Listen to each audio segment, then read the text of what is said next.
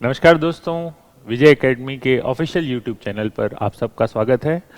Last time हम लोग जो सीपीओ का सेट कर रहे थे उसी के अंदर क्वेश्चन नंबर 25 तक हम लोगों ने लास्ट टाइम डिस्कस कर लिया था। उसी डिस्कशन को हम आगे बढ़ाते हैं और बढ़ते हैं हमारे अगले सवाल की तरफ को। तो अगला सवाल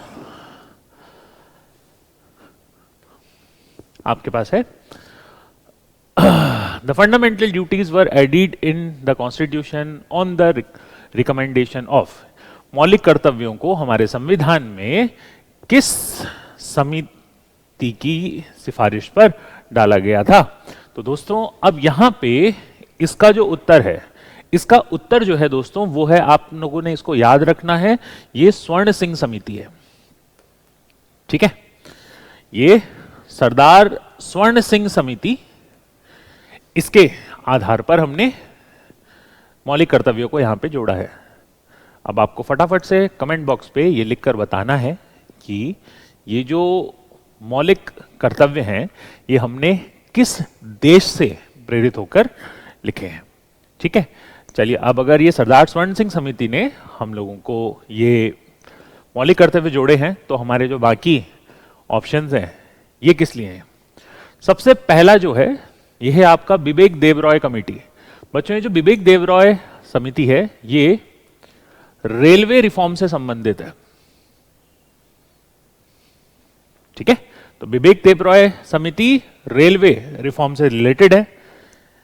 ये दोनों की दोनों समितियां याद रखिएगा दोस्तों, बहुत ही महत्वपूर्ण है। बलवंत राय कमेटी और एलएम सांघवी कमेटी, ये दोनों की दोनों समितियां हमारे पंचायती राज से संबंधित हैं,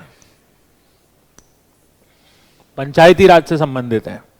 और दोस्तों अब इसके ऊपर एक सवाल यह भी बनता है कि हमारे देश में जो पंचायती राज व्यवस्था है इसे स्वीकृत करने वाला सबसे पहला राज्य कौन सा था? तो इसका जो उत्तर है दोस्तों वो है राजस्थान।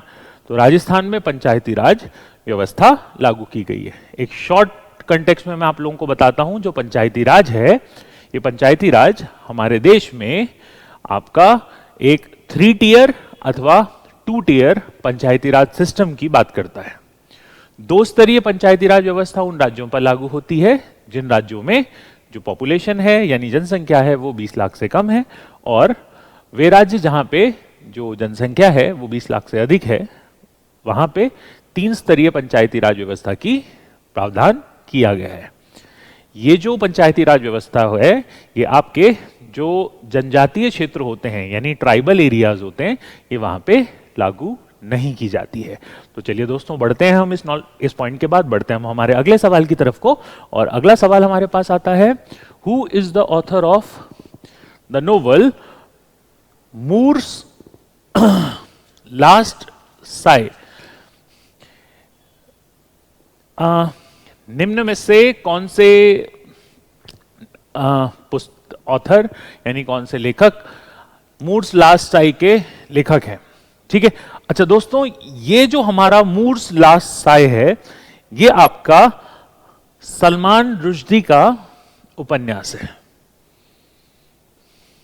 ठीक है, सलमान रुश्दी का ये उपन्यास है। अच्छा अब इसके अंदर ये अगर सलमान रुश्दी का है तो बाकी जो लेखक हैं इन्होंने क्या लिखा है? दोस्तों इसमें सबसे पहले जो लेखक हैं ये है वीएस नायपॉल, और वीएस नायपॉल का एक बहुत ही फेमस नोवेल है जिसके लिए इनको सबसे ज्यादा ख्याति प्राप्त हुई। वो नोवेल है अ हाउस फॉर मिस्टर विश्वास।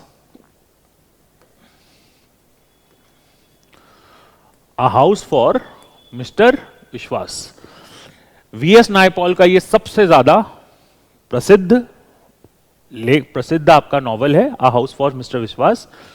दूसरे जो हमारे यहां पे ऑथर आ रहे हैं वो हैं हमारे किरण दोषी। ठीक है, अच्छा अब ये जो किरण दोषी है ये द बगल कॉल के लिए,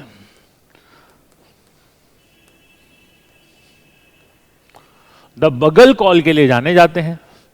जॉन की ये आपके एक ब्रिटिश हिस्टोरियन है, अंग्रेजी इतिहासकार हैं। ठीक है, और इन्होंने इतिहासकार हैं, जर्नलिस्ट हैं, रेडियो अनाउंसर हैं, और इन्होंने एक पुस्तक लिखी है जिसकी वजह से ये न्यूज में थे, और वो है इंडिया ए हिस्ट्री। इस पुस्तक के लिए इन्हें जाना जाता है, इस कारण ये न्यूज में थे। तो चलिए दोस्तों बढ़ते हैं हमारे अगले सवाल। अच्छा, ये जो द बगल कॉल है, ये आपका सेना, मिलिट्री, उससे उसके जीवन को आधार बना के कि how life is in military, इसके ऊपर ये नॉवल लिखा गया है, इसे आधार बना के लिखा गया है। अच्छा, अब हमारे अगला सवाल आता है कि who discovered the composition of water through his experiment with hydrogen and oxygen. ठीक है। अच्छा दोस्तों, जल में हाइड्रोजन तथा ऑक्सीजन होती है, ये खोज करने वाले जो हैं, ये दोस्तों हैं हमारे हेनरी कैवेंडिश। ठीक है। हेनरी कैवेंडिश वो व्यक्ति हैं जिन्होंने ऑक्सीजन, आपका हाइड्रोजन, सॉरी पानी जो है वो हाइड्रोजन और ऑक्सीजन से मिलकर बनता है, ये बताया था। जोसेफ प्रिस्ली, ये वो व्यक्ति हैं जिन्होंने ऑक्सीजन की खोज की थी। जोसेफ प्रिस्ली ने ऑक्सीजन की खोज की थी। तो सीधा सीधा सवाल पूछा जाता है, भैया ऑक्सीजन वाज डिस्कवर्ड बाय, तो the answer is Joseph priestly. John Dalton, बेटा जॉन डाल्टन जाने जाते हैं डाल्टन एटॉमिक थ्योरी के लिए, डाल्टन एटॉमिक थ्योरी के लिए, जिसके अनुसार जो परमाणु होता है वो एक अविभाज्य कण होता है, इनडिविजिबल पार्टिकल होता है। और जो हमारे एच.सी. ब्राउन है, ठीक है, इनको ऑक्सीबोरेंस पर अपने एक्सपेरिमेंट्स के लिए जाना जाता है। ठीक है। ईयर 1979 में हर्बर्ट सी ब्राउन को आपका इसी एक्सपेरिमेंट के लिए आपका नोबेल प्राइज दिया गया था। चलिए दोस्तों बढ़ते हैं हम हमारे अगले प्रश्न की ओर, और अगला प्रश्न है, which of the following is the correct statement? The unit of power is joule पर Newton, joule is unit of work, joule is energy, unit of energy is what, joule पर second is also unit of energy. ठीक है। तो दोस्तों इन चारों statements में से 3 statement बिल्कुल गलत हैं, और चौथा जो स्टेटमेंट बिल्कुल सही है वो है joule is unit of work. Joule जो है वो ऊर्जा की इकाई है, सॉरी कार्य की इकाई है, क्योंकि कार्य भी ऊर्जा का ही एक रूप है। और इसमें ये स्टेटमेंट ऐसा है जो कि करेक्ट है, इसमें से यही एक स्टेटमेंट ऐसा है जो सही है। ठीक है। चलिए बढ़ते हैं हम हमारे अगले प्रश्न की ओर, और अगला प्रश्न है आपके पास, the earth perihelion occurs in. अब सबसे पहले तो दोस्तों हमें यह पता होना चाहिए कि ये उपसौर या पेरीहेलियन होता क्या है। देखिए दोस्तों, हमारी जो पृथ्वी है वो सूर्य की परिक्रमा करती है, ये हम सब जानते हैं। पर जब पृथ्वी सूर्य की परिक्रमा करती है, इसमें हमें यह जानना सबसे ज्यादा जरूरी है कि इसका जो ऑर्बिट है, पृथ्वी का जो सूर्य के चारों तरफ चक्कर लगाती है, ये जो ऑर्बिट है, ये जो कक्षा है, ये कक्षा आपकी अंडाकार है। ठीक है। इस कारण सूर्य और पृथ्वी के मध्य की दूरी कभी सबसे कम होती है और कभी सबसे अधिक होती है। ठीक है। पेरीहेलियन का अर्थ होता है कि जब सूर्य और पृथ्वी के मध्य की जो दूरी है वो सबसे कम होगी। ये न्यूनतम दूरी कब होगी? तो दोस्तों ये जो न्यूनतम दूरी होती है ये जनवरी के महीने में होती है। ठीक है। तो the distance between earth and sun will be minimum in January. आई बात समझ में? तो चलिए बढ़ते हैं हम लोग हमारे अगले प्रश्न की ओर, और अगला प्रश्न आपके सामने आता है, in India, which of the following modes of transportation reduces transshipment losses and delays in supply of petroleum of gases? निम्नलिखित में से परिवहन का कौन सा ऐसा साधन पेट्रोलियम और गैस की आपूर्ति में वाहनांतरण की हानियों को तथा देरी को कम करता है? ठीक है। अच्छा, अब इसमें लॉजिकली हम लोग एक एक पार्ट को उठाएंगे। दोस्तों ये एक सिंपल सा एक लॉजिक बेस्ड क्वेश्चन है। अच्छा, सबसे पहले अगर हम वाटरवेज की बात करें तो वाटरवेज में आपका शिप्स वगैरह का इस्तेमाल किया होगा और यहां पे डिले होने के चांसेस या जो शिप्स हैं उनमें आपका इस्तेमाल किया जाने वाला जो ईंधन है वो कहीं ना कहीं लॉसेस कॉज करता है। इसकी तो ये वाला ऑप्शन भी नहीं हो सकता। रेलवेज, कहीं आपका क्या हुआ, रेलवे ट्रैक टूट रखा है, कुछ हो रखा है, तो यहां पे भी डिले हो सकता है, आप डिले को प्रिवेंट नहीं कर सकते हैं, ठीक है, तो ये भी इसका नहीं हो सकता। सड़क परिवहन, भाई सड़क ही नहीं है किसी जगह पे, रोड है ही नहीं, तो ऐसी कंडीशन में ये भी आपका लॉस कॉज करेगा। पर पाइपलाइन एक ऐसा सिस्टम है, पाइपलाइन सिस्टम एक ऐसा सिस्टम है जिसके अंदर ये जो नुकसान होगा ये कम होगा, ठीक है। तो इसमें तीनों में एक जो आंसर है वो आपका मोस्ट सूटेबल आंसर इस प्रश्न के अकॉर्डिंग। देखिए अब अगर हम बात करें कि नुकसान होने के, नुकसान तो कभी भी किसी भी जगह पे अकर कर सकता है, बट इन सब में एक ऐसा सिस्टम जिसमें नुकसान सबसे कम होता है वो आपका पाइपलाइन सिस्टम है, ठीक है दोस्तों। तो चलिए बढ़ते हैं हम हमारे अगले प्रश्न की ओर, और अगला प्रश्न आपके पास आपके स्क्रीन पे आता है। When was Indian meteorological department which collects data on temperature, rainfall, wind, etc. and makes weather forecast was established by government of India. देखिए दोस्तों, भारतीय मौसम विज्ञान विभाग, बच्चों ये वो डिपार्टमेंट है जो रिस्पॉन्सिबल होता है वेदर फोरकास्टिंग से लेके बाकी कई सारी चीजों के लिए। तो ये सिंपली आप लोगों से ये पूछ रहा है कि इस विभाग की जो स्थापना है वो कब हुई थी। तो दोस्तों इसका जो उत्तर है वो है 1875 में। ये एक तथ्यात्मक प्रश्न है और आपको याद रखना है मीटियोरोलॉजिकल। तो यहां पे देखो इस क्वेश्चन में आपको दो चीजें गेन करने को मिली। सबसे पहली चीज जो आप लोगों ने जानी वो ये जाना कि भाई इस विभाग की स्थापना कब हुई थी, ठीक है। और दूसरी चीज जो आप लोगों ने जानी वो जानी है कि ये काम क्या करता है। ये प्रश्न में ही उत्तर दिखा है। तो आपका इंडियन मीटियोरोलॉजिकल डिपार्टमेंट क्या क्या काम कर रहा है बच्चों, ये आपका तापमान, वर्षा, पवन आदि से संबंधित बेटा डेटा एकत्रित करता है। उस डेटा के बेसिस पे आने वाले मौसम का प्रोजेक्शन देता है कि आने वाले समय पे ये मौसम कैसा रहेगा। ये जो प्रोजेक्शन होता है दोस्तों ये बहुत इंपॉर्टेंट होता है फार्मिंग से लेके बाकी कई सारी चीजों में। तो चलिए दोस्तों बढ़ते हैं हम हमारे अगले प्रश्न की ओर, और अगला प्रश्न आपके पास आता है द गवर्नमेंट, अच्छा, सरकारी बजट में 6900 करोड़ रुपए का प्राथमिक घाटा दर्शाया गया है। ब्याज भुगतान पर व्यय, राजस्व व्यय 400 करोड़ रुपए है। तो राजकोषीय घाटा कितना होगा, ठीक है। अच्छा सबसे पहले देखो बाकी सारी चीजों को छोड़ते हैं, पहले तो ये समझ लेते हैं कि फिस्कल डेफिसिट होता क्या है, ठीक है। देखो बच्चों घाटे की स्थिति केवल तब आती है जब आपका व्यय आपकी आय से अधिक हो जाए, आपकी इनकम से ज्यादा अगर आपका एक्सपेंडिचर हो जाता है तो उस कंडीशन में आपको लॉसेस अकर करते हैं, ठीक है। जितने भी आपके लॉसेस होते हैं वो आपके टोटल एक्सपेंडिचर, जो मतलब जितना भी आपसे खर्चा हुआ है वो जो खर्चा है वो इस लॉस का पार्ट बनता है।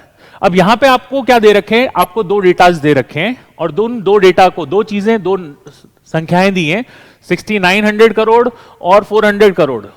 और ये आप लोगों से पूछना चाह रहा है कि भैया जो फिस्कल डेफिसिट है यानी राजकोषीय घाटा कुल कितना होगा। तो बच्चों क्या होगा, प्राइमरी डेफिसिट प्लस इन दोनों को जब आप जोड़ देंगे तो आपको जोड़ने से जो है वो नेट लॉसेस आपके सामने आ जाएंगे और वो आंसर है 7.300 करोड़। अब इसके अंदर अगर आपको कोई ऐसी चीज बनाई होती, ठीक है, इस क्वेश्चन के अंदर अगर आपको ऐसा कुछ दिया होता, ठीक है, जो आपकी इनकम से रिलेटेड है, आय से संबंधित है, जहां से इनकम से रिलेटेड कोई भी चीज दी होती तो आप क्या करते, इन दोनों को जोड़ते और उसमें से जो आय है उसे माइनस कर देते, इनकम में से आप इसको माइनस कर देते, तो आपके पास क्या आता है, एक नेगेटिव डिजिट सामने आती है, ठीक है। और वही नेगेटिव डिजिट जो है वो बच्चों आपका क्या होता है, राजकोषीय घाटा। तो एक्चुअली दिस इज -7300 करोड़। और ये माइनस क्या हो रहा है कि इतना फालतू खर्चा हो रखा है आपकी आय के ऊपर, इतना सरप्लस एक्सपेंडिचर है, ठीक है। आई गेस ये बात आप लोग को समझ में आ गई होगी। बढ़ते हैं हम हमारे अगले प्रश्न की ओर। तो ये आया कहां से, इन दोनों को जोड़ के आया। क्यों आया, प्राइमरी डेफिसिट यानी आपको एक प्राथमिक घाटा बता रहा है और साथ ही साथ वो आपको बता रहा है कि इंटरेस्ट का पेमेंट कितना हुआ है, ठीक है। तो बढ़ते हैं हमारे अगले सवाल की ओर, और अगला सवाल आपके स्क्रीन पर है जो है ये, which of the following organisations were founded in Pune, Satara and other towns of Maharashtra that work against Brahmanical orthodoxy and tried to reform Hinduism? Okay, इसकी स्थापना हुई थी बॉम्बे। ये दोनों बंगाल की संस्थाएं हैं, कलकत्ता के निकट इनकी स्थापना हुई। तो बेटा आंसर जो है वो आपका परमहंस मंडली है। ठीक है, तो आंसर जो आपके सामने है, इस पूरे प्रश्न का उत्तर जो है वो परमहंस मंडली है। ठीक है, अब इसके अंदर दोस्तों आपके पास ब्रह्म समाज आता है। ब्रह्म समाज मतलब क्या हुआ? ब्रह्म समाज एक ऐसी ऑर्गेनाइजेशन है जिसका गठन किया था श्री राजा राम मोहन रॉय ने, और रामकृष्ण मिशन आपका वो संस्था है जिसका जो गठन किया गया था वो किया गया था किसके द्वारा? ये किया गया था आपके हमारे स्वामी विवेकानंद जी द्वारा। अगला जो आर्य समाज है, इसकी स्थापना की थी स्वामी दयानंद सरस्वती ने। ये बॉम्बे में स्टैब्लिश हुई थी और इसकी जो मुख्यालय है वो उसके बाद आपका लाहौर स्थानांतरित कर दिया गया था। ठीक है, तो बढ़ते हैं हम हमारे अगले प्रश्न की ओर, और अगला प्रश्न है the race of my life. ठीक है, ये किसकी जीवनी है? ठीक है, अब रेस ऑफ माई लाइफ, अच्छा अगर हम बाकी सारी चीजों को एक कॉमन से लॉजिक का इस्तेमाल करें, रेस ऑफ माई लाइफ, इसमें बच्चों बात सिंपल सी बात होनी चाहिए भैया दौड़ने की। ठीक है, और इसमें धावक हमारे पास केवल दो हैं। दौड़ने वाले जो एथलीट्स हैं वो केवल दो हैं। पहले एथलीट हो गए हमारे पास यहाँ पे पीटी उषा जी, और दूसरे जो एथलीट हैं वो मिल्खा सिंह हैं। ये दोनों के दोनों ही रेसर हैं। ठीक है, धावक हैं। ठीक है, यानी आंसर ये भी नहीं हो सकता और ये भी नहीं हो सकता। पीटी उषा जी की जो ऑटोबायोग्राफी है ये कहलाती है गोल्डन गर्ल। ठीक है, तो इस प्रश्न का उत्तर है मिल्खा सिंह। ठीक है, तो अगर इनकी ऑटोबायोग्राफी गोल्डन गर्ल कहलाती है, तो मैरी कॉम और सौरव गांगुली की जो ऑटोबायोग्राफी है वो क्या है? अब यहां पे मैरी कॉम जी की जो ऑटोबायोग्राफी है ये मुक्केबाज हैं, नॉर्थ ईस्ट से आती हैं, और इनकी ऑटोबायोग्राफी है अनब्रेकेबल। ठीक है, on the other hand Sourav Ganguly ji हमारे इंडियन क्रिकेट टीम के लेजेंड हैं। ठीक है, आपके वर्ल्ड एक बहुत सफल कप्तानों में इनकी गिनती होती है, और इन्होंने जो ऑटोबायोग्राफी है वो है a century is not enough. ठीक है, तो race of my life Milkha Singh की जीवनी, मैरी कॉम की जीवनी अनब्रेकेबल, पीटी उषा जी की गोल्डन गर्ल, और सौरव गांगुली जी की a century is not enough, ये इनकी ऑटोबायोग्राफी है। स्क्रीन पॉज करके इसे नोट कर लीजिए, बहुत ज्यादा इंपॉर्टेंट है। चलिए बढ़ते हैं हम हमारे अगले प्रश्न की ओर, और अगला प्रश्न है identify the cultural festival on the basis of given clues. Okay, दिए गए संकेतों के आधार पर इस सांस्कृतिक उत्सव की पहचान करें। पहला, this festival brings together craftsmen like potters, embroiderers, weavers, wood carvers, metal workers, stone smiths and painters from all over India to one platform in Haryana. ठीक है, तो बेटा जी आपको पहला जो क्लू यहां पे मिला, वो पहला जो क्लू मिल गया कि भैया ये जो फेस्टिवल है वो आपका हरियाणा का है। दूसरा क्लू है यह शिल्प मेला हर साल फरवरी में आयोजित किया जाता है और राज्य की सांस्कृतिक विरासत और हाल की उपलब्धियों की झलक प्रदान करता है। ठीक है, ये दूसरा हो गया। अब दोस्तों ये जो आपका फेस्टिवल है सूरज कुंड मेला जो है बच्चों, यहां पे आपका क्लू मिला हरियाणा में, और इनमें सूरज कुंड मेला जो है वो हरियाणा में आयोजित किया जाता है। ठीक है, अच्छा अगर सूरज कुंड मेला हरियाणा में आयोजित किया जा रहा है तो बाकी जो फेयर्स हैं, बाकी जो मेले हैं, ये आयोजित कहां किए जाते हैं? श्यामलाजी फेयर जो है दोस्तों ये गुजरात में आयोजित किया जाता है। ये एक ट्राइबल फेस्टिवल है, एक जनजातीय मेला है जिसमें अलग अलग जगहों की जनजातियां आपकी एकत्रित होती हैं और यहां पे आके वो अपने आराध्य विष्णु जी की यहां पे वर्शिप करते हैं। ठीक है। कपिल मुनि जो मेला है, ठीक है, ये राजस्थान में आयोजित किया जाता है, ठीक है। और चित्र विचित्र मेला ये नॉर्दर्न गुजरात में आयोजित किया जाता है, ठीक है।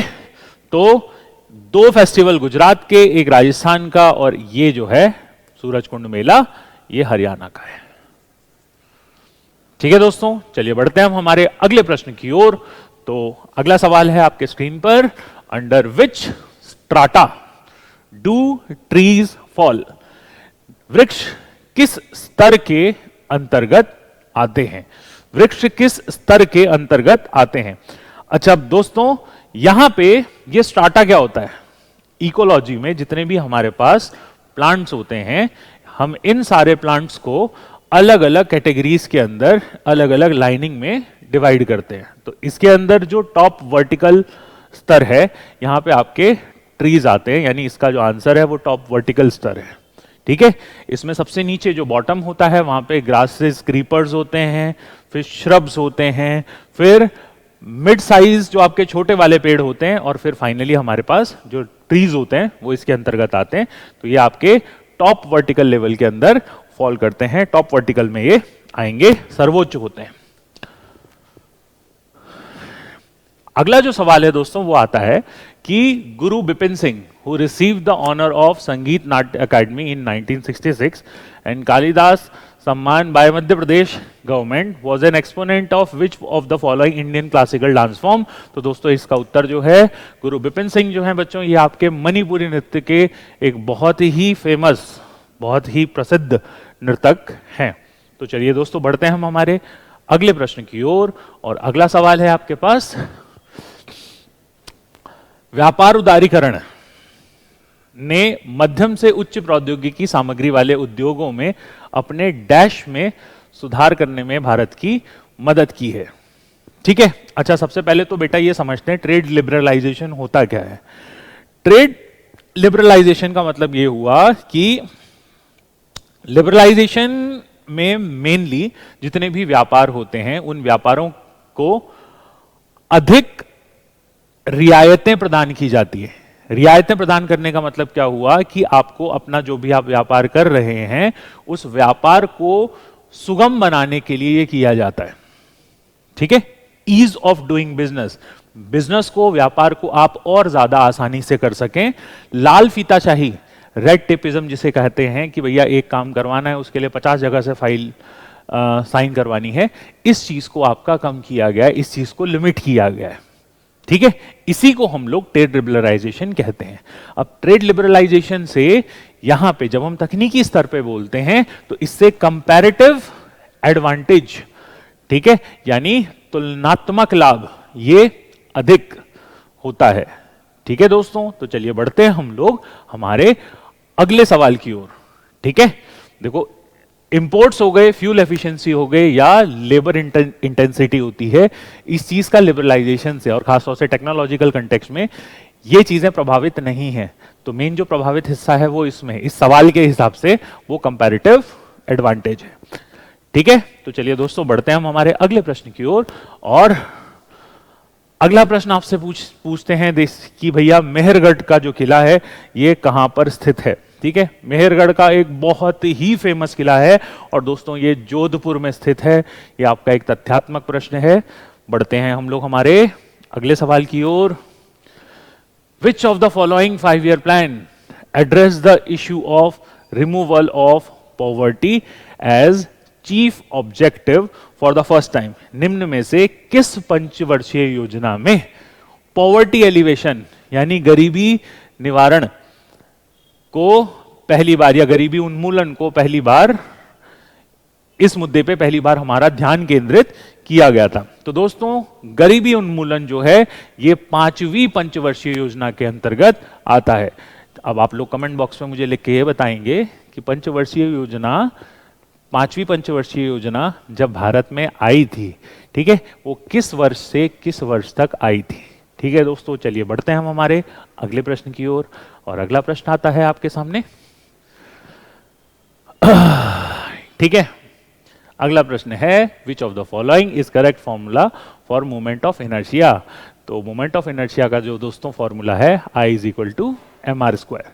यहां पे I स्टैंड्स फॉर ये inertia, m stand for mass और r स्टैंड्स फॉर रेडियस। तो चलिए दोस्तों बढ़ते हैं हम हमारे अगले प्रश्न की ओर। और अगला प्रश्न है, राज्यपाल अपने कार्यकाल की समाप्ति के बावजूद कब तक पद पर बना रहेगा।